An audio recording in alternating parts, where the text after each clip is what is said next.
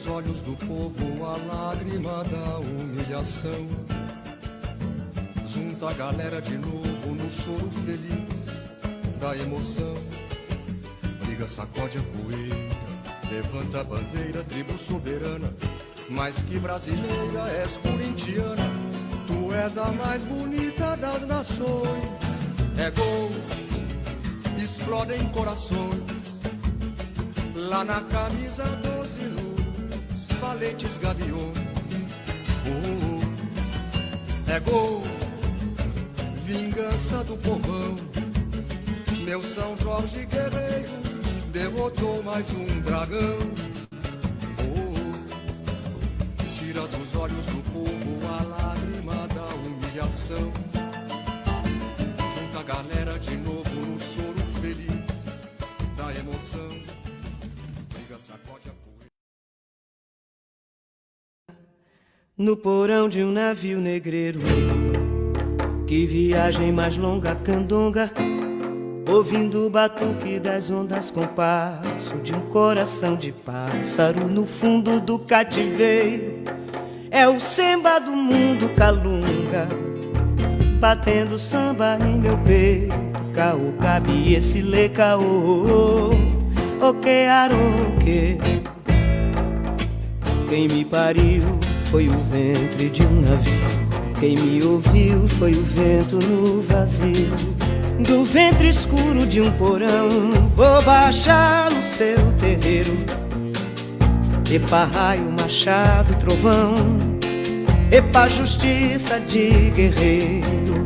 É samba, é samba. O batuque das ondas nas noites mais longas me ensinou a cantar. É samba, é samba. Dor é o lugar mais fundo, é o umbigo do mundo, é o fundo do mar.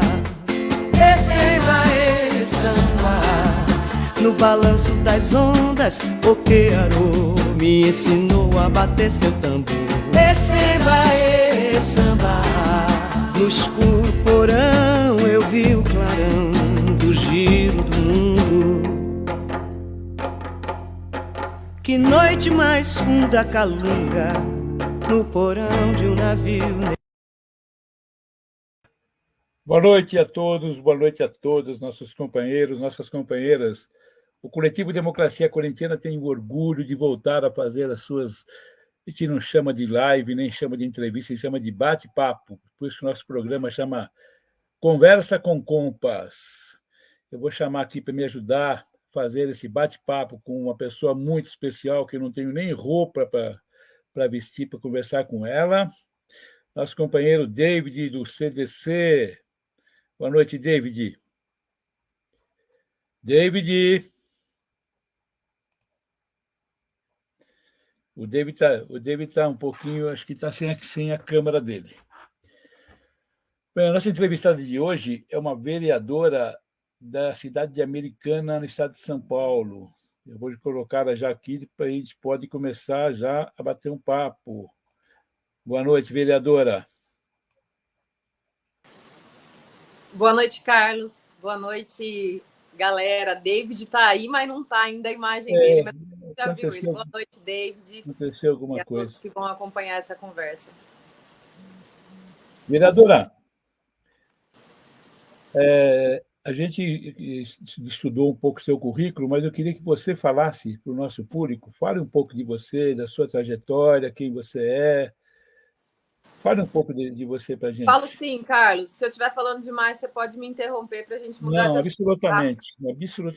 Eu sou meio cabreira com o tempo de fala, que eu sou professora, né, da rede estadual já há 10 anos, então, quando eu cheguei na vereança, eu tinha fala de professora muito mais forte do que eu tenho hoje.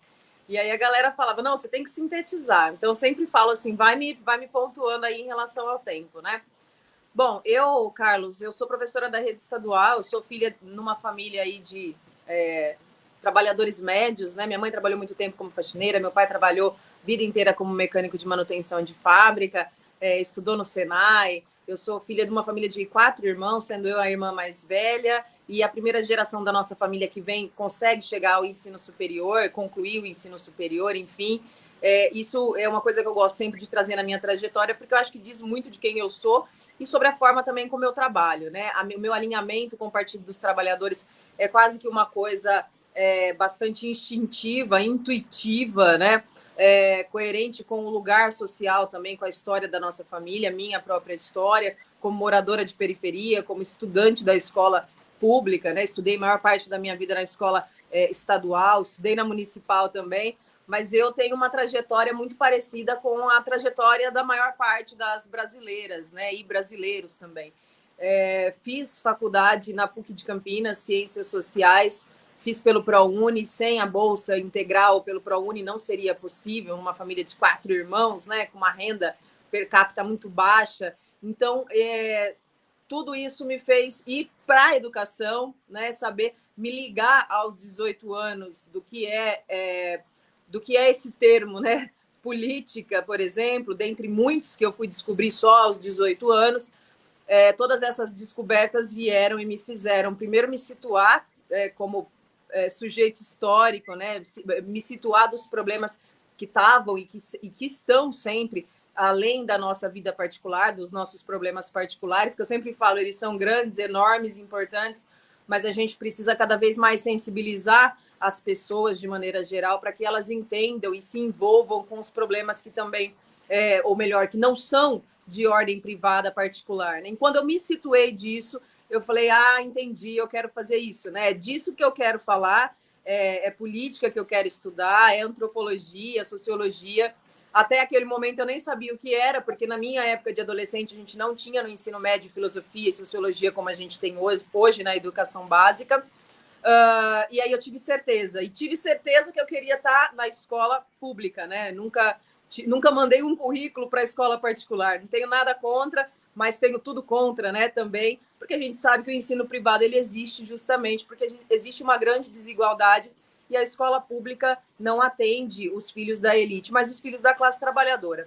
E aí eu fui para a educação e me encontrei, de fato, na educação, sempre gosto de lembrar isso, porque hoje eu estou fora da sala de aula, mas o meu espaço de formação, a construção do que eu desenvolvo hoje no mandato tem muito a ver com essa trajetória, 10 anos, né? Inclusive no movimento sindical, no sindicato na PUESP, que é o sindicato dos professores aqui do estado de São Paulo, e trago tudo isso para a política justamente num momento, a primeira disputa que eu fiz, Carlos, foi em 2016 para vereadora aqui na cidade, e era um momento onde muita gente me dizia, inclusive dentro do partido, né, muita gente me dizia, olha, mas talvez não seja agora o momento, né? A Dilma acabou de sofrer um golpe, um impeachment, e vai estar muito difícil a rua, né?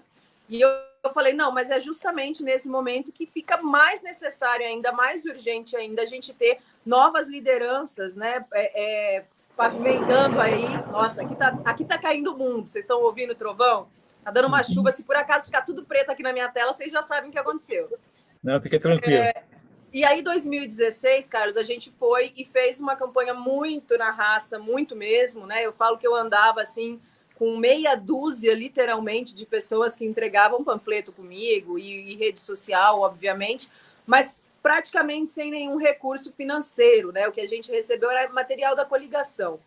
E aí a gente teve uma eleição, um resultado eleitoral que não foi vitorioso a ponto de eleger, mas foram 506 votos. Então, numericamente, em relação ao que foi investido de material e de pessoas, a gente teve uma eleição, uma campanha, na verdade, muito vitoriosa. E aí, em 2020, já na pandemia, fiz campanha durante a pandemia com muito medo, com muita ressalva, não entrava na casa de ninguém, para vocês terem uma ideia, não entrava, era tudo no portão, e aí a gente conseguiu ter um resultado aí numa conjuntura muito difícil, muito difícil. Só para você ter uma ideia, a gente tinha uma chapa que, numericamente, ela era metade do que a gente poderia ter. Então, se a gente podia ter 30 candidatos a vereador em Americana em 2020, a gente teve 15. Né? Então, eu trabalhei a campanha inteira pensando, meu Deus, eu estou dando o melhor, nós estamos dando o melhor, mas é muito difícil numa conjuntura dessa. E, na verdade, a gente conseguiu, foi uma surpresa muito boa, e temos feito um mandato cuja proposta é justamente ser um mandato participativo, um mandato voltado para as políticas sociais, né? Esse é o grande forte. A gente tem uma nós temos um problema aqui no mandato que é assim, nós não conseguimos fechar, né? Tem gente que gosta muito de trabalhar, eu sou a vereadora, né, do meio ambiente, eu sou a vereadora das mulheres, eu sou a vereadora...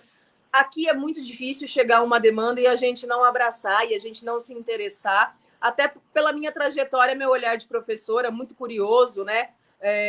Então, a gente passou, por exemplo, o primeiro ano de mandato, a gente foi se situar da política pública, né? Eu não sou formada em gestão pública, sou formada em ciências sociais. No entanto, a gente tem que saber de meio ambiente, de saneamento, de resíduo sólido, a gente tem que saber de questões fiscais, tributárias, a gente tem que saber de lei de transparência, de lei de proteção de dados, enfim.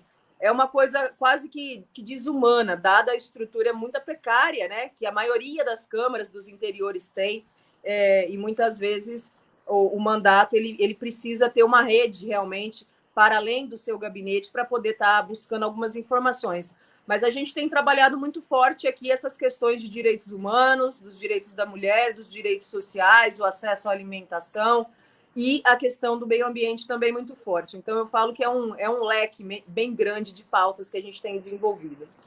Vereadora, deixa eu fazer uma pergunta. Primeiro, minha admiração pelo seu mandato. Eu estive vendo o seu Facebook, você tem pauta de tudo, como você mesmo falou, tudo quanto é jeito, porque não dá para focar numa coisa só diante dessa loucura que é, né? Você está numa cidade do interior de São Paulo. O interior de São Paulo é reconhecidamente reacionário. Nós ganhamos algumas eleições no interior de São Paulo quando são cidades grandes. Já fomos prefeitura em Ribeirão, em Campinas, São Paulo 3 vezes, Santos, São Vicente, mas a gente sabe da luta que é você levar as propostas, qualquer proposta progressista, que eles já chamam de comunista, disso que eles falam qualquer coisa que você fale, eles distorcem a realidade. Além do mais, você é mulher, então é tudo que eles não gostam, entendeu? Eles não gostam de mulher, são misóginos, são homofóbicos, são racistas, são machistas, e você é uma mulher que veio da classe trabalhadora, pelo que você fala, e eu também. Agora, eu vou te fazer uma pergunta em função de uma coisa que eu li esses dias. Eu tenho um amigo meu que mora no Rio Grande do Sul, ele escreveu um depoimento sobre a mulher no dia 8 de março, falando da mãe que ele foi órfão de pais e mães vivos, né? Ele foi abandonado pelo pai e pela mãe. Então, ele cita uma professora dele que o acolheu, que o apoiou, que ele fala que é a mãe dele. Ele disse nesse depoimento que depois que ele leu o livro As Veias Abertas da América Latina, do Galeano, foi que ele começou a mudar a cabeça dele, sabendo que direção que ele devia ir, ou seja, qual lado do muro que ele ia descer. Eu pergunto, né? Você não teve uma formação política em casa, né? Assim, seus pais serem socialistas ou serem de esquerda. Em que momento você toma consciência de qual é o teu lado no bonde da história? É uma ótima pergunta. Na verdade, a minha formação política dentro da minha família, ela é aquela que fica nas entrelinhas. Ela é muito mais a partir de valores, de uma visão de mundo difusa, né? Do que de uma atuação política militante, sistemática, consciente, né? Então, na minha família, as pessoas não eram filiadas a um partido, não faziam parte de movimentos sociais. Até porque a conjuntura aqui no interior é outra.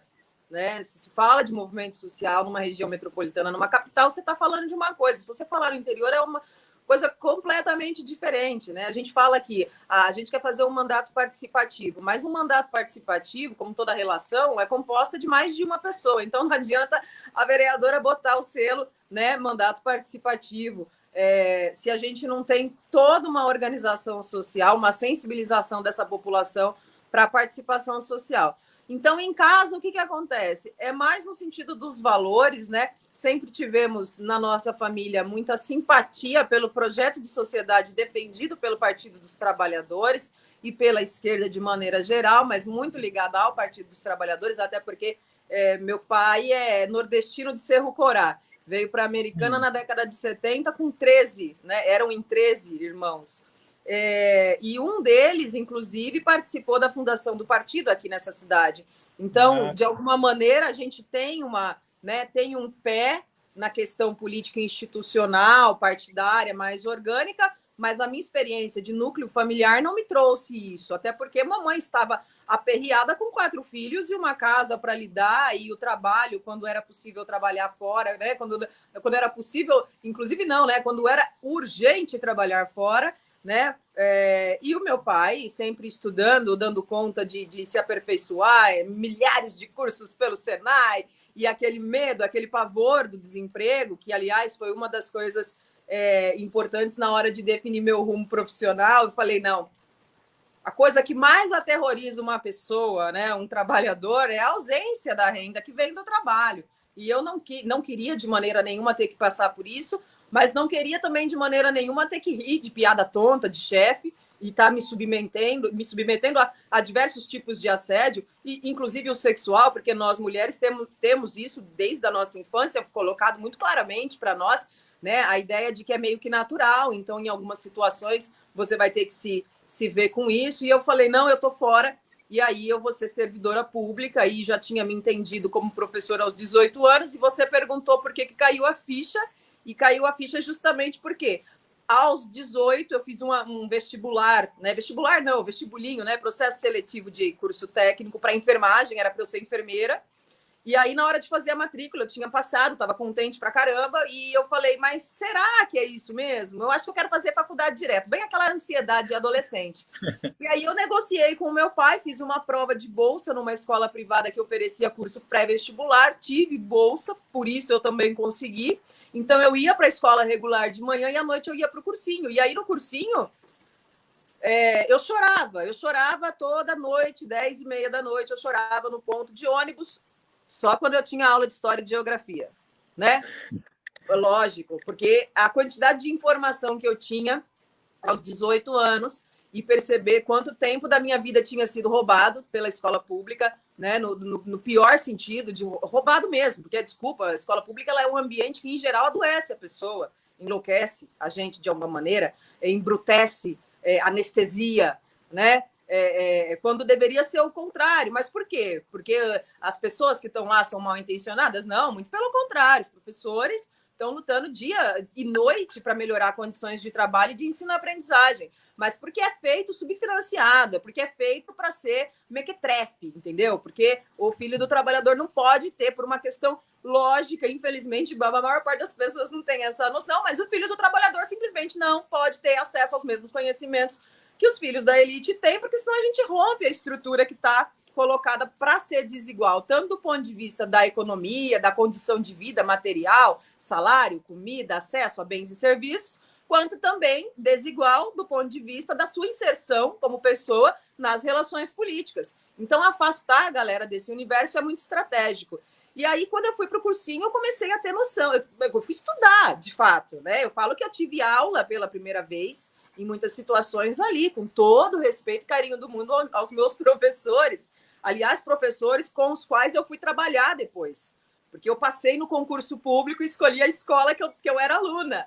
Então, eu fui trabalhar com um diretor que me barrava na porta porque eu estava de shorts, entendeu? Só que aí eu fui... meu filho, é isso. E aí eu fui, depois de adulta e formada e concursada, aí eu fui falar, então, diretor, mas olha, eu vou te falar uma coisa, né? Eu acho que está na hora da gente parar de barrar menina no portão e começar a educar os meninos para respeitá-las independentemente da vestimenta que elas estão usando. E coisas desse tipo que você já tem uma noção do quanto de furdunço que não aconteceu. Mas graças a Deus, né? E graças também a muito molejo, e aí eu falo que é um mérito de cada pessoa, o jeito, né, que a gente tem no nosso dia a dia para trazer convencimento de determinadas posições e se relacionar. Eu acredito, até estava falando ontem com o meu companheiro, né? Essa escola na qual eu estudei, na qual eu fiquei muito tempo como professora efetiva, essa escola mudou de cara, né? Hoje eu abro lá a página deles, eu vejo atividades sobre direitos humanos, é uma escola na periferia, né? Então eu fico muito feliz de ter feito parte, né, em várias frentes aí dessa história. O David conseguiu entrar? Vou pedir para ele. Eu quero perguntar uma coisa para você nessa linha da educação no estado de São Paulo. Hoje a gente tem um governo que é bolsonarista, que é um governo que a gente sabe toda a sua atuação. O secretário de Educação, a gente também conhece ele por tudo que a gente já viu acontecer no Paraná e o que ele vem trazendo aqui para o estado de São Paulo. Inclusive, a última dele foi tirar as redes sociais das escolas. Né? Eu não estava sabendo. Essa eu não estava sabendo.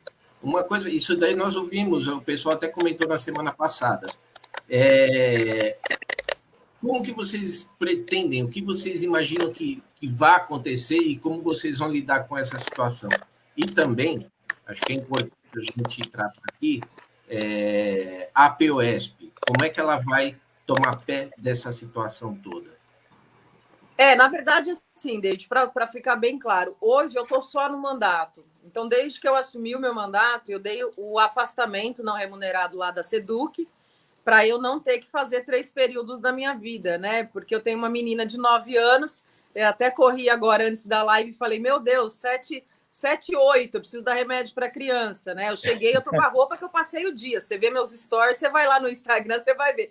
Então, assim, não daria para continuar como professora, embora eu sempre tive paixão por sala de aula e por comunidade escolar, né? Não é só sala de aula, não, mas por esse convívio com professores, com família.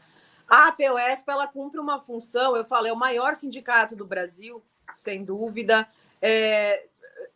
Toda vez que a gente tem um movimento de destruição de direitos dos professores, e aí a gente não fala sempre de direitos dos professores, mas é um direito de aprendizagem, então a gente também está falando de direito dos alunos, né? Quando se briga por melhor condição de salário, de trabalho, que é esse papel que a APOESP sempre assumiu, a gente está falando de um trabalho de contenção de danos, quase, né?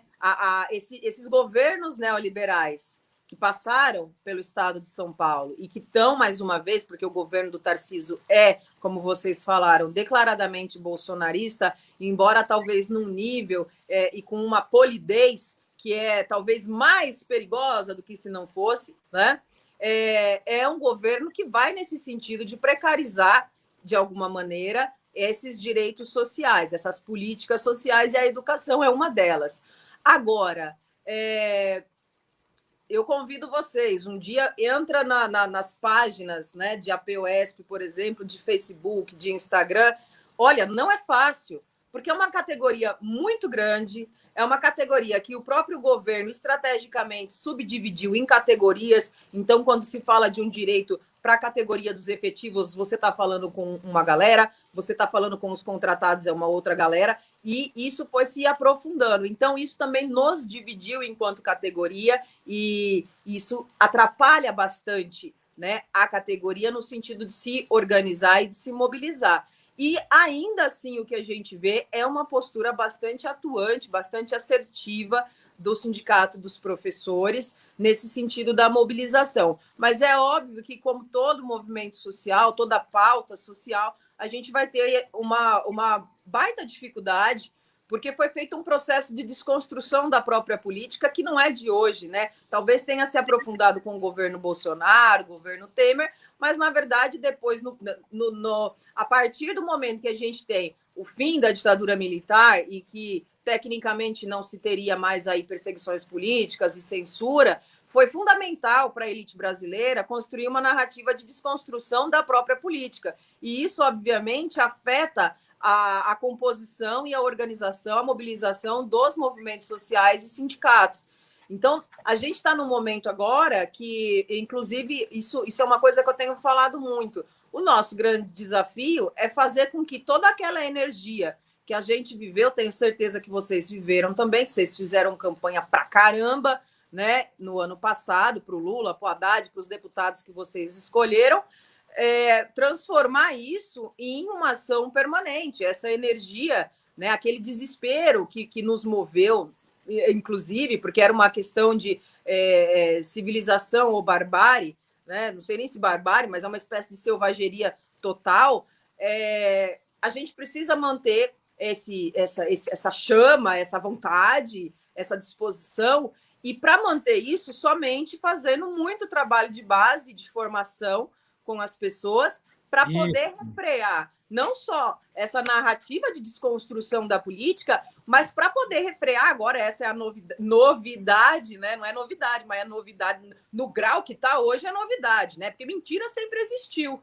Imprensa enviesada sempre existiu. Imprensa seletiva, justiça, sempre existiu. No grau que nós vivemos hoje, nós precisamos de verdade colocar como ponto fundamental da nossa tática, da nossa estratégia, essa desconstrução do rol todo de fake news que brota ainda hoje, todos os dias, nas redes sociais e grupos do WhatsApp. Eles estão muito bem preparados, eles mantêm a máquina do ódio, né? Com financiamento externo, inclusive, e estão bem preparados.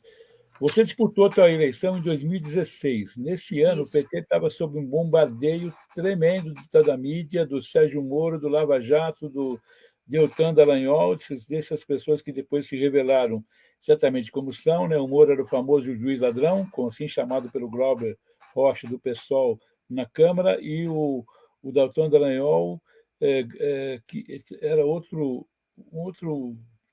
eu não consigo descrever, palavras para descrever essa função, que o cara tinha uma função de Ministério Público e age do modo que ele agia. Né? Ele foi ter um cara de pau agora, o cara perguntou para ele das joias, e que o ICL do Eduardo Moreira fez um PowerPoint e tinha um aviãozinho da fábrica. Assim, esse avião pode ser imaginado o avião que aquele ministro do Lula pegou para ir vir para São Paulo para ir no...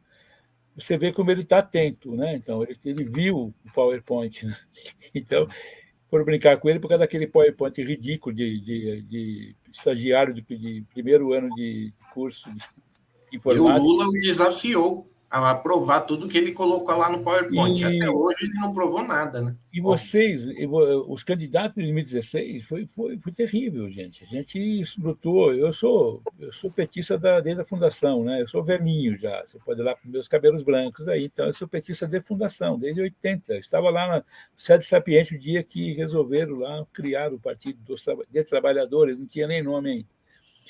E a gente nunca sentiu tanto assédio do judiciário, da mídia, como no ano de 2000. Primeiro foi com o Mensalão de 2005. Tentaram, de todas as formas, fazer com que o Lula não se reelegesse em 2006. Ele se reelegeu. Em 2010, ele elege uma mulher, que ele já odeia mulheres, uma mulher que suportava ser negra e homossexual, né? Que aí seria completo. E vocês candidatos, ainda mais uma cidade, eu repito, né, eu conheço bem o interior de São Paulo, trabalhei 8, 9 anos no CDHU, sou engenheiro civil, e andei por esse interior de São Paulo todinho. É exasperador. O estado de São Paulo é exasperador. Nas pequenas e médias cidades é exasperador. Geralmente tem um sujeito lá que manda em todo mundo, que pega Marília, tem um cara que manda, em Botucatu tem outro, em Boituva tem outro, em Sorocaba tem outro. Coronéis do interior. Os coronéis do interior, coronéis modernos, né? E minha mãe nasceu no interior de São Paulo. Minha mãe nasceu no estado de Matão, pé de Araraquara. Eu fico imaginando o que vocês sofreram. Como que vocês conseguiram? Você falou um pouquinho aí de andar de porta em porta. Como vocês conseguiram fazer campanha com toda essa adversidade, não só de recursos materiais, que imagino que o partido não tinha dinheiro para passar para vocês, né?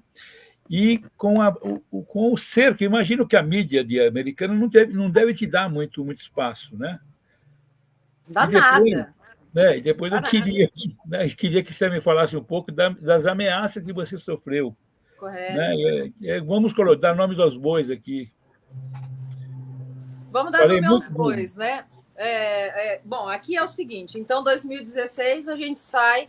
Na verdade, o que acontece? Em 2015, Carlos, eu estava numa escola de tempo integral do governo do estado de São Paulo, aquela escola, né, a PEI, a chamada PEI, que seria tudo de bom, se os caras fizessem direitinho, né? Então, por exemplo, nessa escola, você tem lá matérias que são chamadas eletivas. Eu, por exemplo, já dei aula de teatro como disciplina eletiva.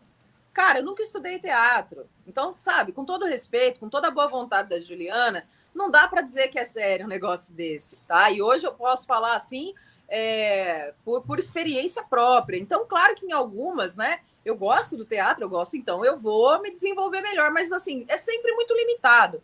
E a escola de tempo integral, apesar de todas as críticas, né, que eu tinha e tenho a esse modelo, eu acabei ficando 2 anos e meio numa escola como essa. E essa escola aí, ela tem uma coisa muito sacana, que é o seguinte: o professor está lá concursado, ele vem para a minha escola, eu diretora, e ele fica designado na função. Ou seja, a qualquer momento, eu, diretora, pego e tiro o cabra dali. Se ele não estiver rindo da minha piada, por exemplo, eu não preciso justificar. É só eu dizer que ele não tem perfil.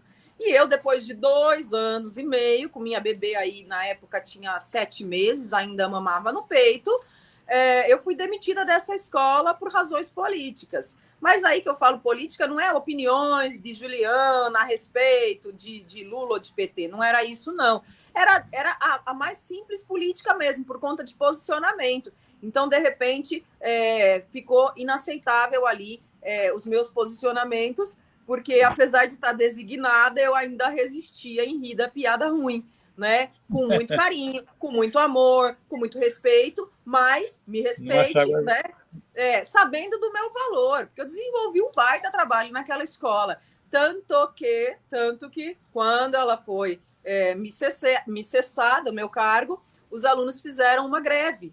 E eu nunca tinha visto aquilo, eu fiquei besta. Imagina, a professora de sociologia ver um negócio desse acontecendo, né? Gente, pelo amor, fala, meu Deus! Então, assim, a galera se posicionando, sentando no chão, na hora do intervalo, aquilo me arrepia até hoje. Infelizmente, na época, a coisa do celular, a gente tem parcos registros, né? Saiu até no jornal, porque foi uma coisa muito inédita, muito louca. Mas aquilo me fez também cair a ficha, né? Me fez cair a ficha do quanto essa cidade é conservadora e carecia, e ainda carece, de lideranças progressistas. E aí eu fui para a primeira eleição, fiz campanha realmente a partir daqueles anos todos de dedicação à escola pública.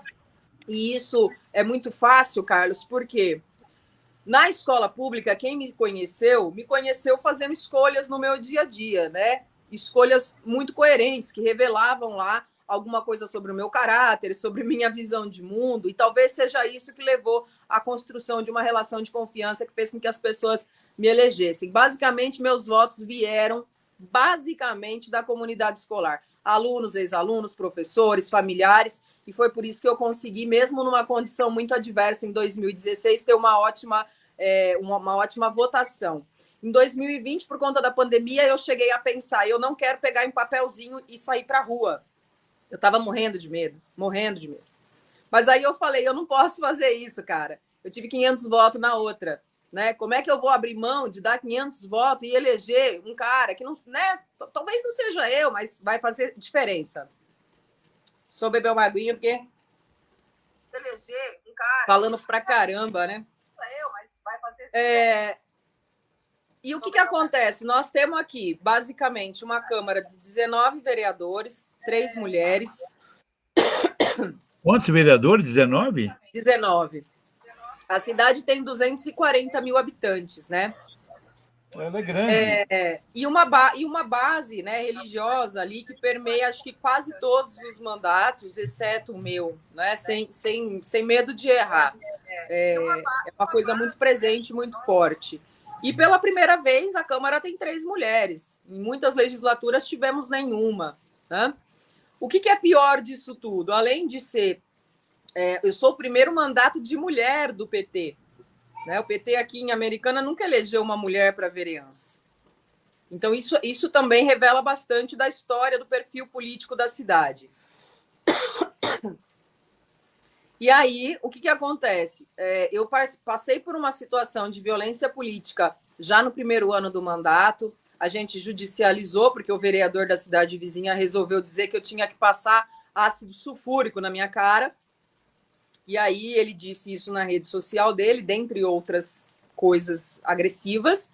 E aí judicializamos, ele teve que pagar uma indenização que ele ainda não quitou, né? Mas que vai quitar. E aí, o que é importante não é o valor da indenização. O que é importante é ter uma atitude coerente com aquilo que a gente defende, né? Então, não vai passar pano para misógino, né? Alguém que tem um mandato e que usa o mandato para destilar ódio. Nessa ocasião, eu fui até a mesa diretora da minha Câmara e falei, olha, vocês precisam se posicionar com a Câmara da cidade vizinha, porque isso é um ataque a todos os vereadores, não é só a mim, não. E aí, a resposta que eu tive foi, não vamos mexer nisso, Ju, porque isso é um bagulho que acontece por causa da polarização. E a polarização tem a ver com o seu partido e o partido do cara. Desculpa, é uma coisa entre vocês. E aí nada foi feito, né, de modo mais assertivo, foi dada uma nota de repúdio, né? Que chato, mandou ela passar ácido na cara. Isso aconteceu lá. Então você veja, uma ação violenta reforçada por uma omissão, né, que revitimiza, porque a coisa cai na minha conta, né? É por conta da sua posição política. E aí, esse ano, a gente teve outra questão, que foi o comentário próximo a Marielle, que foi feito por uma pessoa na rede social. E eu sou bastante compreensiva com as frustrações, com as expectativas que, né, não são atendidas. Imagina, eu nunca vou atender a expectativa de um bolsonarista. Eu entendo o lamento, a tristeza, a frustração. Mas a partir do momento que eu tenho não só feia, chata, gorda, sei lá, né? Não era isso, embora isso fosse muito ridiculamente agressivo, se fosse isso. Mas era próxima a Marielle. Peraí, Marielle é um caso que até hoje precisa de explicação, de responsabilização, punição para quem mandou fazer. E foi uma execução política, então eu não posso estar passando pano para isso. E aí, novamente, a gente fez um movimento de formalizar, fazer o boletim de ocorrência, encaminhar para a Procuradoria Especial da Alesp, da Mulher, né, Procuradoria Especial da Mulher na Alesp, encaminhar para a Comissão de Direitos Humanos, para que essas comissões, a Procuradoria, acompanhem o caso aqui, né? A gente teve outras questões. Olha, de verdade, dá um programa inteiro. Infelizmente, não há tempo para eu colocar aqui todas as situações. E o que é mais triste é que isso não se passa só comigo. A gente fez um encontro no último dia 24 de fevereiro, um encontro de procuradorias especiais da mulher das câmaras paulistas, né? E tivemos vereadoras, a maior parte, aliás, todas do interior de São Paulo, aqui em Americana, no plenário da Câmara, trazendo relatos sobre as formas de violência, né, das quais elas são vítimas, algumas mais sutis, algumas mais explícitas, e acabamos, por fim, encaminhando uma série de apontamentos que podem vir no sentido de tornar a nossa vida enquanto parlamentar um pouco mais segura, né? Um pouco mais tranquila, de modo a fazer com que a gente não se sinta ameaçada quando vai verificar uma demanda num bairro, né? A gente não se sinta acuada, constrangida quando está falando no microfone. Você viu que eu brinquei o negócio do tempo que eu falo? Por que eu estou brincando com isso? Porque é uma coisa recorrente. Esse ano menos, porque nós tivemos mudança do presidente da Câmara. Mas em relação ao ano passado, ao primeiro biênio, era uma coisa absurda. Né? Essa coisa da interrupção da fala ou de estratégias sórdidas e baixas e talvez até infantis de desconcentrar durante uma fala importante, durante a defesa de um projeto importante. E tudo isso, Carlos, eu acho que o que acontece é assim, a mulher no espaço público, ela ameaça, ela é uma cena inesperada, porque nós somos educadas para ficar dentro de casa, né? Inclusive as mulheres, quando elas são muito expansivas, muito comunicativas, quando elas expressam suas ideias, elas estão querendo se aparecer, elas estão querendo se exibir, elas estão sendo... Sim. Eu não vou falar. Os homens, não, eles são assertivos, eles são seguros, entendeu? Nós não, uma mulher altamente segura é uma mulher arrogante, no mínimo, para ficar no baixo, né? Então, assim, nós somos educadas para ficar dentro de casa. Então, toda vez que a gente sai, a gente coloca em xeque uma série de papéis que estão já colocados, expectativas que estão colocadas, e que, se alteradas, elas vão mexer com privilégios. Então, é natural que esse povo que vive de privilégio, né? E aí eu coloco os homens muito respeitosamente, né? Sem ter que cair naquele rame-rame de sempre. Mas não é todo homem. Véi, claro, óbvio, eu não preciso ficar falando que não é todo homem, entende? Mas a questão é, os homens Você nasceu homem, o mundo já está pronto, querido. O mundo está pronto. Não é questão sua. Eu vou escolher não ser um privilegiado. Amigo, você nasceu numa cultura que te privilegia em função do seu corpo. Então, é preciso dar nome a isso. A gente, no espaço público, ameaça muito. Agora, se for mulher, se for de esquerda, se for progressista, se tiver um compromisso com ampliação de participação social, e se tiver independência, sabe, autonomia, tipo assim, né? Aqui ninguém bota corda, aí ferrou. Aí você vai encontrar adversário não só fora do seu campo político ou do seu partido, mas muitas vezes na tua própria casa. Você encontra dentro do teu próprio campo uma série de situações que você fala, meu Deus, isso é inaceitável aqui também. Dentro do partido, às vezes, muitas vezes. Com certeza. E outra coisa. E de mulher também, tá, Carlos? Porque eu já estou cansada dessa história de sororidade como se fosse um negócio natural, entendeu? E a gente chama de... Não, tem um monte de gente que é oportunista, inclusive mulher. Bem-vindo ao mundo real. E tem mulher que usa do discurso, do argumento feminista, né? Sabe, todas as coisas, né, das argumentações em prol da emancipação feminina, que usa esse bagulho para desconstruir mulher na política. Ora, vamos falar disso, ou então não é sério, né? Sim, eu sou muito admirador de um movimento feminista do Corinthians, da minha querida amiga Moniquita Toledo e da Ana Lu Tomé, que ela chama Movimento Toda Poderosa Corintiana. E elas falam uma coisa que eu acho sensacional. Eu sou muito fã das duas, se elas estiverem vendo, ou vão ver com certeza, se não vê no dia, vê depois, que eu conheço as duas. Não dá para dissociar o feminismo da luta de classe, nem achar que isso então eu sou feminista. E daí? Ser feminista é a favor do imperialismo? Como é que você... Você é antirracista, mas é a favor do... Fala, Cabininha, está com sua filha? Minha filha, como que você adivinhou? Olha, você pegou pelo lugar. Põe ela aí. Oi, gatinha, vem cá falar com a gente aqui. Acabou. É o bando de velho falando aqui, viu? Como é o nome dela? Como é o nome dela? Sim, vai lá. Ela veio perguntar onde está o chocolate, mas acabou. Acabou, não tem chocolate. Já viu que você vai ter que... E essa questão que você levanta, né? E elas chamam os caras de esquerda, que ela chama de esquerdomacho. Ela fala que está cheio de esquerdomacho. Então, eu tenho profunda admiração por esse pessoal, por esse coletivo, que um dia você precisa conhecê-las. E é uma coisa que sempre se impõe, né? Eu trabalhei na Assembleia Legislativa há alguns anos, e tem uma deputada lá do PCdoB, eu sou do PT, mas a gente não tem nós não somos nem um pouco sectário, nem eu nem o David.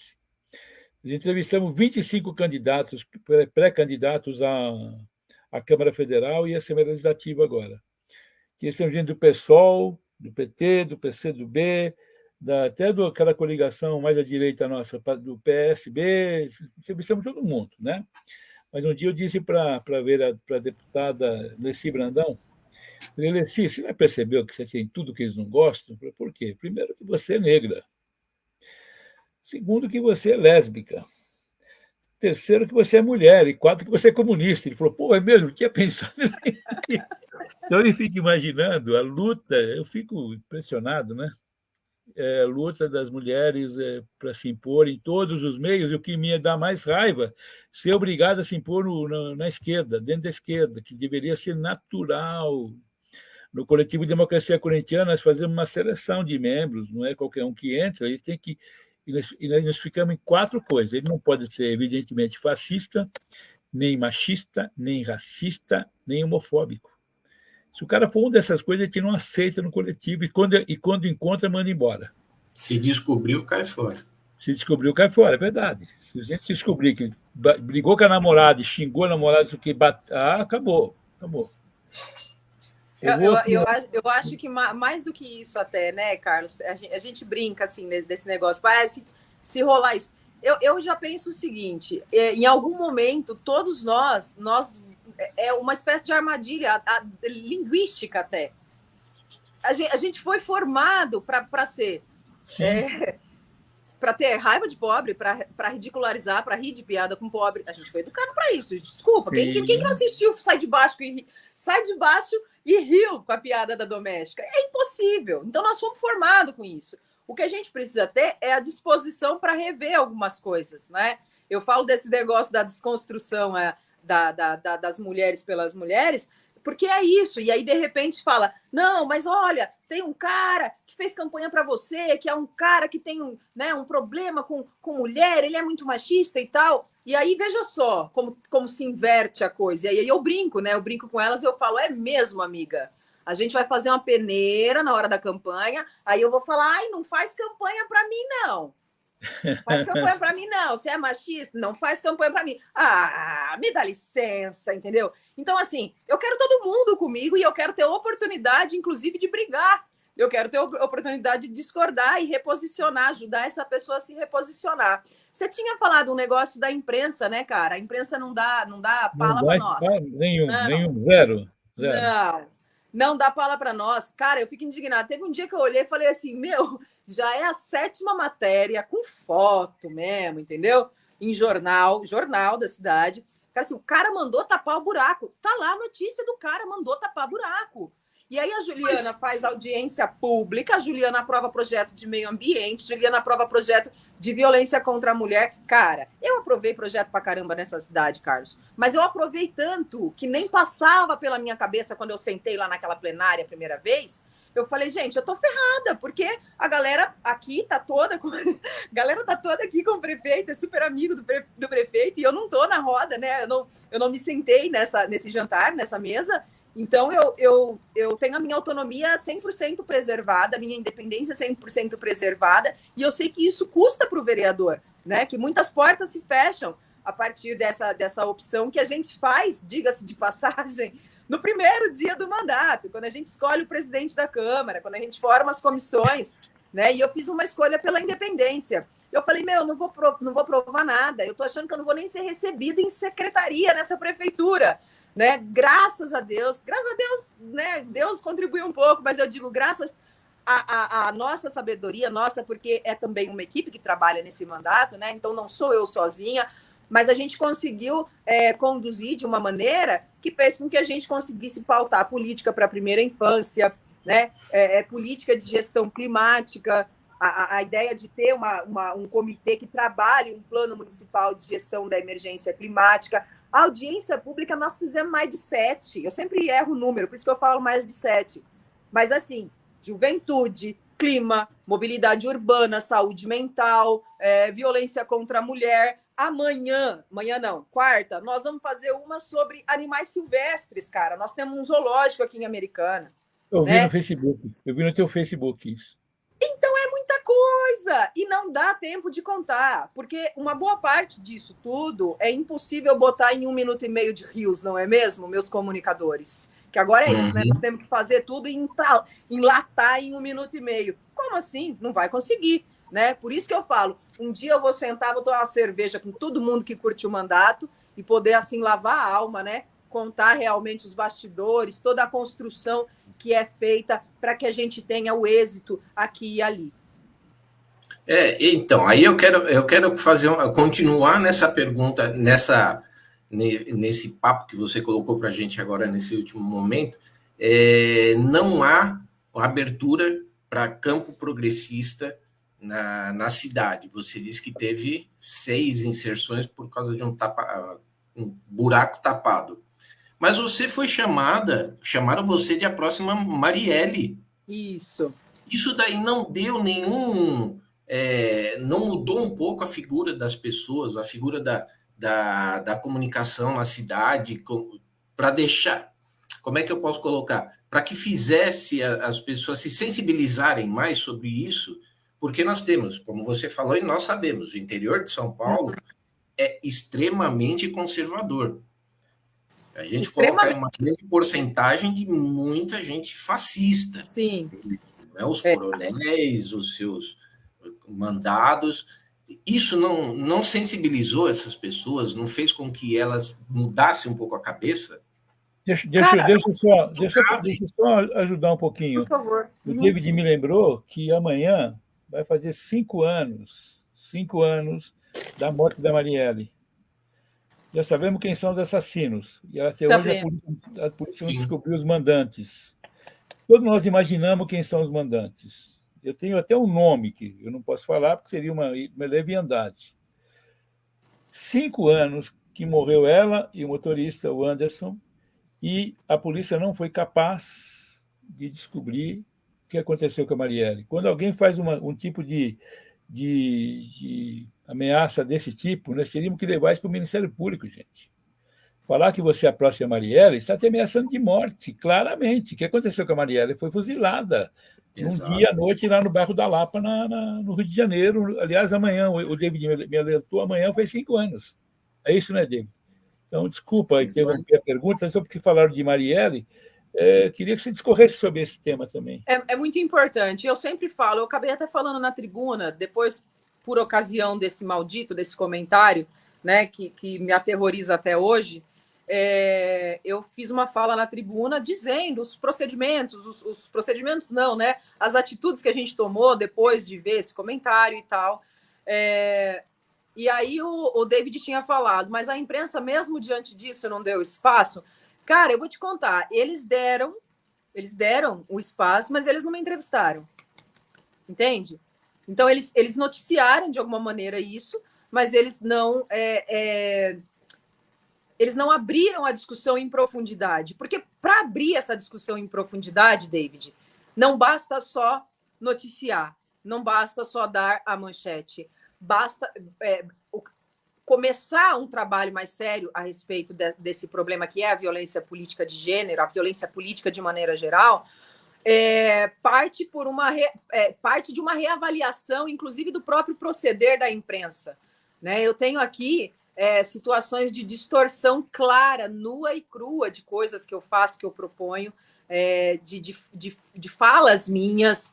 Então, assim, por ocasião de uma situação como essa, que foi registrado na DDM, né, que foi levado para a Assembleia dos Deputados, por ocasião disso, sim, a gente teve uma ou outra, né, abertura em jornal, mas muito pontual, muito pontual. E com a exceção aqui de 2 ou 3 jornalistas, né, um é o Marcelo Hartmann, que tem um programa aqui muito legal, A Voz do Povo, meio-dia, 11h30, ele sempre está me convidando para o programa dele, é muito bacana, isso aí eu tenho que reconhecer, né? Algumas participações em entrevistas de rádio, no dia 8 de março, por exemplo, eles me chamaram, né? Então, assim, a gente tem alguns espaços, mas são sempre espaços muito limitados, muito vigiados, e a pauta não é nosso trabalho. Eu fico muito contente que as pessoas me chamem para falar de violência política, até porque é muito importante e eu tenho muita propriedade para falar. Mas, desculpa, o meu trabalho é muito, muito melhor, né? O projeto que eu represento, esse esforço enorme que nós estamos fazendo, não só para ampliar bancada de mulheres na Câmara, para sermos mais que 3 numa próxima legislatura, mas principalmente para eleger mulher progressista, porque aí também é um outro papo, tá? Então, eleger mulher, ok. Para quê? Para ir lá e votar a favor de projeto que ataca direito de mulher, aí também não é interessante. Então, a gente tem que fazer essa avaliação da imprensa, não muito numericamente, né? Quantas inserções, mas qualitativamente. Qual que é o espaço que a gente tem? Por exemplo, a gente teve evento dia 24, que eu falei para vocês, né? Encontro de vereadoras que são procuradoras nas suas câmaras para falar de violência política. Estava a Bebel, né? Que é a atual presidente da APUESP, que é deputada estadual no 2º mandato. A gente estava com a Juliana Cardoso aqui em Americana, deputada federal pelo PT, baita liderança, 4 mandatos de vereadora da mulher na capital de São Paulo, e não é qualquer mandatinho, não. Mandato de Juliana é mandato popular e participativo de fato. Eu, quando vou para as atividades dela, eu fico, ai, meu Deus, quando é que eu vou viver isso na minha vida, pelo amor de Deus? Né? O dia que a Americana der... Vou te dar uma informação. Eu sou do Conselho Político do mandato da Juliana Cardoso. Eu conheço ela desde que eu era criança. Que legal. Ela é muita inspiração, né, para mim. A gente está em contextos diferentes, mas o trabalho dela é incrível. A imprensa não deu nada, velho. Dia 24, o bagulho foi transmitido, sabe, pela Alesp, tinha equipe da Alesp aqui, eu falei, nossa, que legal, vai levar um negócio para o interior, porque o interior de São Paulo, ele é muito estratégico para nós, ele é muito estratégico, nós estamos tudo em festa, na loucura total, ai, que delícia, governo Lula, maravilhoso, mas nós não podemos esquecer, David, que nossa conjuntura no interior de São Paulo, no interior do Brasil, é a conjuntura de 2020, não é esse novo cenário. Então, no meu dia a dia, o que eu tenho é a representação do Bolsonaro, mais ou menos dissimulada, mas sempre, evidentemente, conservadora, né? E às vezes beirando o fascismo mesmo, não tem outra palavra. A gente tem, para você, só para concluir esse raciocínio, é um número que talvez vocês já tenham, né? Mas que eu gosto sempre de lembrar. O estado de São Paulo são 645 municípios. A gente tem atualmente, a gente que eu falo PT, 4 prefeituras de 645. E isso é aterrorizante. A gente tem 74 mandatos. Mandatos não, perdão. Existem 74 cidades do estado de São Paulo que têm mandato petista. 74 que tem. Olha a quantidade, né, de cidades que não tem um mandato petista. Ah, mas o mandato petista é a salvação da lavoura? Gente, vamos lá. É importante ter essa representação em todas as cidades, até porque a gente eleva a qualidade do debate, a gente qualifica a própria atuação do legislativo. Ou vocês acham que a minha presença na Câmara Municipal de Americana não intimida né, a roubos que poderiam ser muito maiores no sentido da ignorância, da truculência, do autoritarismo. Então, a gente acaba, de alguma maneira, sendo fundamental para que a sociedade seja, de fato, ali representada, né? E desses 74 municípios que têm mandato petista, 52 é um único mandato, como é o meu aqui em Americana, é mandato sozinho. E desses, 23 são de mulheres. Então, nós temos 23 vereadoras no estado de São Paulo que estão sozinhas mesmo. Dentro da sua Câmara não tem nenhum mandato progressista, não tem nenhum mandato do PT, né? E estão ali muitas vezes em primeiro mandato. Tem uma cidade, São Joaquim da Barra, se eu não estou muito enganada, mas tem uma vereadora petista que é a Vera Flores. A Vera, a estrutura que ela tem lá, ela não tem um gabinete, não tem uma câmara, né? O prédio não tem, né? Então é a casa dela. Ela não tem assessor. Então pensa na precariedade, né? Das condições para exercer esse mandato que essa mulher tem enfrentado. Então Como a ela gente chama? tem que pensar sobre isso, né? Como ela chama? Vera Flores. Vou procurar. Procure. Vereadora, qual que é a composição da Câmara aí? 19 vereadores, 1 do PT e o resto? Isso. Aí nós temos 3 do PV, nós temos 3 do PL, temos o presidente da Câmara, que atualmente está sem partido, temos uma do Avante, temos 2 do PDT, quem mais? Temos 3. Não, agora temos 2 do PSDB, né? Só que aqui, Carlos, queria falar para você uma coisa interessante, que é o seguinte: a nossa prefeitura aqui, hoje, ela está com o Chico Sardelli, que foi algumas vezes deputado do PV, tecnicamente. Mas por que tecnicamente? Porque acho que o caminho natural aí é ele sair, ou talvez até se convidado a retirar, né? Porque ele fez campanha para o Tarcísio, ele fez campanha para o Bolsonaro, inclusive com material, né? Chico Sardelli apoia fulano, em alto e bom som para todo mundo. E esses vereadores do PV, que poderiam, talvez, aí, tecnicamente, se alinhar ao meu mandato em algum momento, muito pelo contrário, eu tenho sido, assim, alvo preferencial de um deles, né? O ex-presidente da Câmara aqui realmente está numa escalada.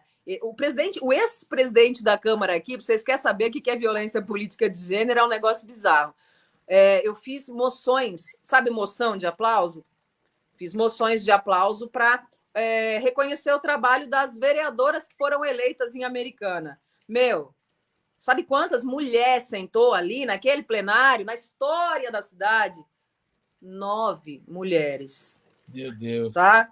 Então, eu fiz as moções, não incluía suplentes, enfim. Por quê? Porque eu queria mesmo, né? Eu queria falar, não, vamos falar das que tiveram mandato. Eu não quero contar com a suplente. Suplente é legal, mas eu quero falar das que tiveram mandato. Meu, eu só sei que esse cara, as moções iam entrar, e esse cara pediu vista. Então, assim, completamente descontrolado. Ele pediu vista por causa de uma moção de aplauso. Querido, exatamente, e sem justificar.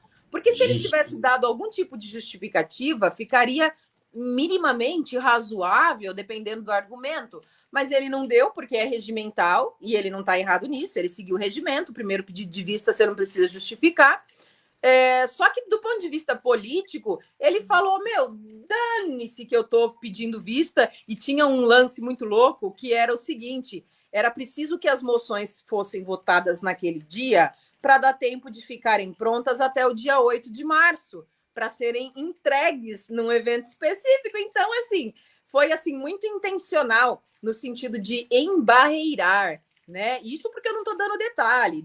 Coisas aconteceram também em função disso, né? Eu tenho aqui na cidade um jornalista que, assim, ele tá na desconstrução, só que os caras não acham nada. Não acha nada, e aí tem que pirar na batatinha, né? Tipo assim, nossa, ela não fez moção para a coleguinha dela, a vereadora Natália Camargo do Avante. Aí eu falei, não, querida, é que eu não fiz mesmo, eu não queria fazer para quem tá no mandato, senão teria que fazer para mim, ia ficar chato, né? Eu queria fazer para quem já teve mandato. Então, olha o nível das besteiras que os caras têm pego para tentar desconstruir um trabalho. O cara podia ter falado do meu projeto, Dossiê Mulher Americanense. Sim, a vereadora da oposição, independente, entendeu? Petistona, primeiro mandato. Sim, a gente aprova projeto aqui que pretende organizar e sistematizar e publicizar os dados da violência doméstica em Americana. Tá lá, tá aprovado. Agora precisa, obviamente, o executivo executar. Mas ele não quer falar do projeto que eu fiz e que foi aprovado agora, terça-feira agora, em segunda discussão, e que provavelmente, eu acredito que ele vai ser sancionado, sim. É um projeto para criar uma política de prevenção ao assédio sexual, importunação sexual na administração pública, cara. E você sabe por quê? Porque a gente recebeu, através da Procuradoria, no ano passado, denúncia de assédio sexual dentro da Guarda Municipal. E tocamos para frente, entende? Então é isso, infelizmente é enviesado, é no sentido de desconstruir ou, no mínimo, de invisibilizar. Então, por isso que, olha, mais uma vez eu agradeço vocês, né, pelo espaço aqui, de verdade, e mais ainda, né, pelo espaço de qualidade, onde eu pude me expressar, né, sem amarras e conseguir falar do meu trabalho, conseguir falar de outras coisas que não exclusivamente da violência, que é sempre muito duro de falar, é necessário, mas a gente não pode resumir o lugar das mulheres parlamentares a esse lugar de sofrimento, né, de vítima, que somos, mas não somos só vítimas, né, somos também parlamentares, temos um trabalho para mostrar. Essa força da imprensa alternativa, ela é muito importante, porque ela é o único espaço que ainda nos reconhece, que valoriza, né, que nos valoriza ainda. Eu tenho ficado muito feliz com todos esses canais, do ICL 247, GGN, eles estão hoje conseguindo pautar, inclusive a CNN, por exemplo, eles se pautam um pouco. É verdade. Por aqui. E a gente não tem essa pretensão, não, a gente só quer... O Coletivo Democracia Corintiana foi criado em 2016, exatamente nas campanhas para apoiar a nossa presidente Dilma, a primeira presidente mulher. O golpe foi mais machista e misógino que outra coisa, né? Porque ela era uma mulher e acho que é mais por isso, viu, David? Estou quase convencido, né, que eles tinham que tirá-la, a primeira presidente, e caiu a Juliana. Voltou a Juliana. Voltou. E a gente deixa muito claro que a nossa intenção não é... A gente não tem partido, né? Embora nós somos um movimento progressista, evidentemente, mas nós temos nas nossas fileiras gente do PT, maioria, sem dúvida, PSOL, PCdoB, PSB, como chama aquele partido que entrevistou aquele menino de aí lá? Rede, entendeu? Todo o pessoal que fez até para quem não fez, até o pessoal da UP, Eles tinham um pedaço para a presidência, eles não apoiavam o Lula, eles tinham um pedaço próprio, aliás, um sujeito maravilhoso, um baiano, Péricles, um sujeito muito preparado. A gente entrevistou todo mundo, a gente pôde entrevistou. Então, a nossa intenção é continuar agora, já estamos querendo criar o hábito novamente, nós estamos na nossa amiga José Genuíno, José Disseu, vamos chamar essas pessoas para discutir falar assim, ninguém mais aguenta ouvir falar de política, não, pelo contrário, durante anos a política foi por esse povo que está saindo aí, esses ratos de esgoto que estão saindo aos poucos. Falar mal de política é a coisa mais fácil do mundo. Eu sou antipolítico. O cara estava 28 anos na Câmara, gente. Como é que ele era antipolítico? Cara de pau. Professora, deixa eu ver aqui, eu queria citar essas pessoas que estão fazendo comentários aqui.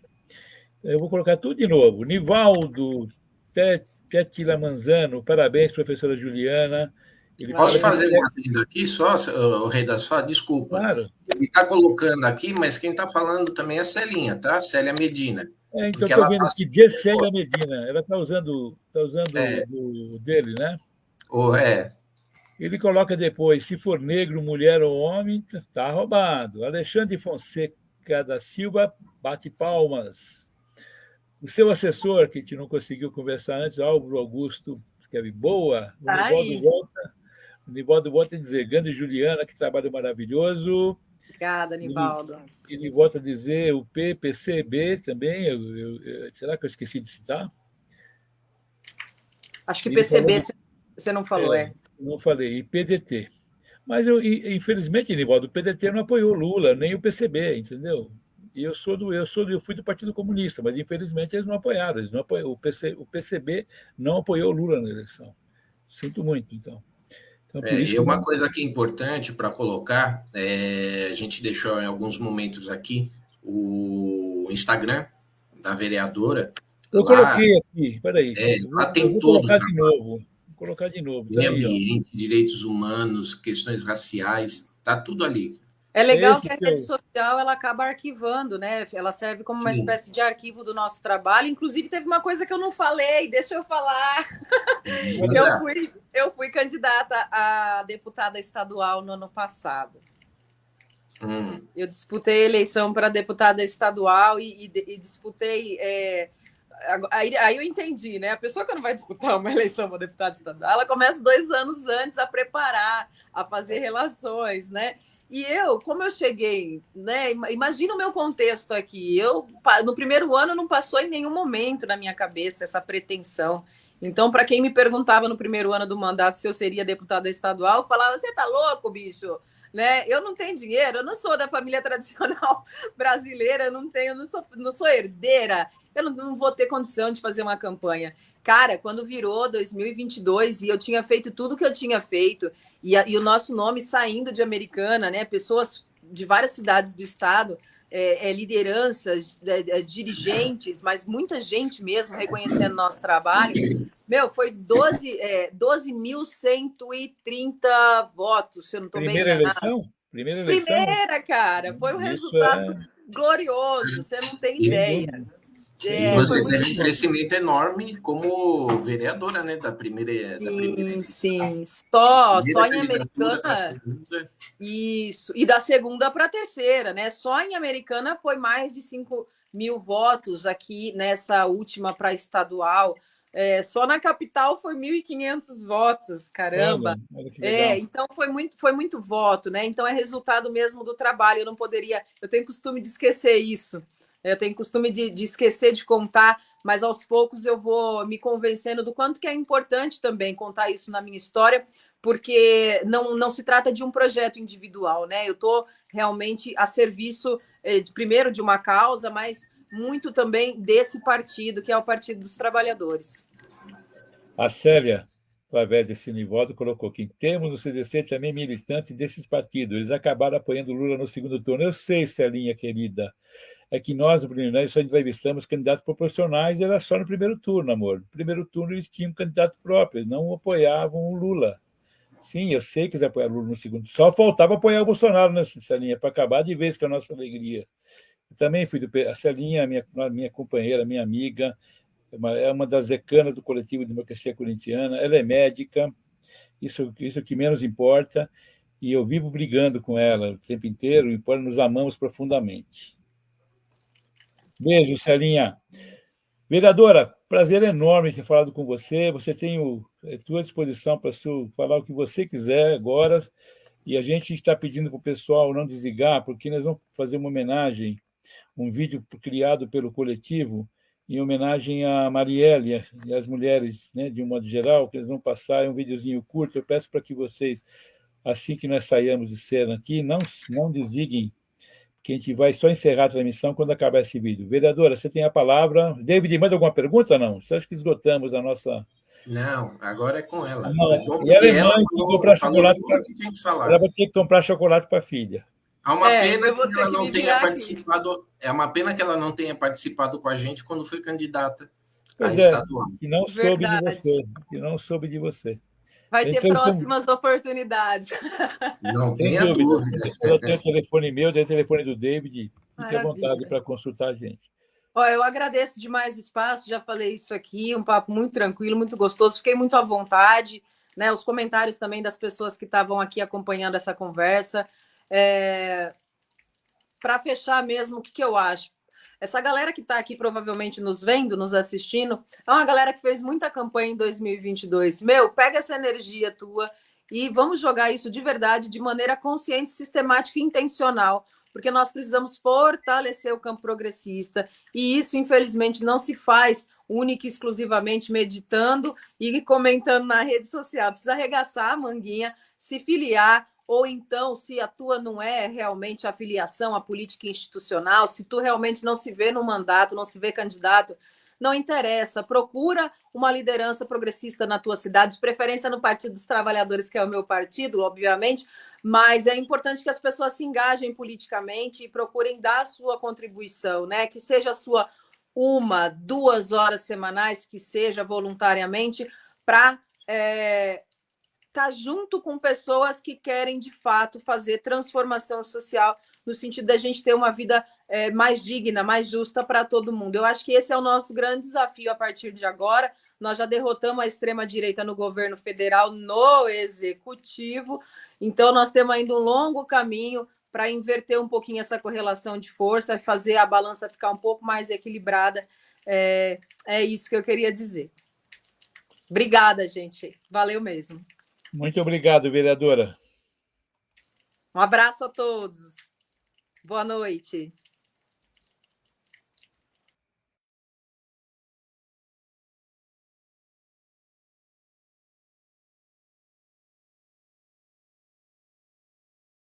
Que noite mais funda calunga no porão de um navio negreiro. Que viagem mais longa candonga, ouvindo o batuque das ondas, compasso de um coração de pássaro no fundo do cativeiro. É o samba do mundo calunga, batendo samba em meu peito. Caô, cabe esse lê caô, o que aroque. Quem me pariu foi o ventre de um navio, quem me ouviu foi o vento no vazio. Do ventre escuro de um porão vou baixar no seu terreiro. Epa raio, machado, trovão, epa justiça de guerreiro. É samba, o batuque das ondas nas noites mais longas me ensinou a cantar. É samba, dor é o lugar mais fundo, é o umbigo do mundo, é o fundo do mar. É samba, no balanço das ondas, o que arô me ensinou a bater seu tambor. É samba, no escuro porão eu vi o clarão do giro do mundo. Que noite mais funda calunga no porão de um navio.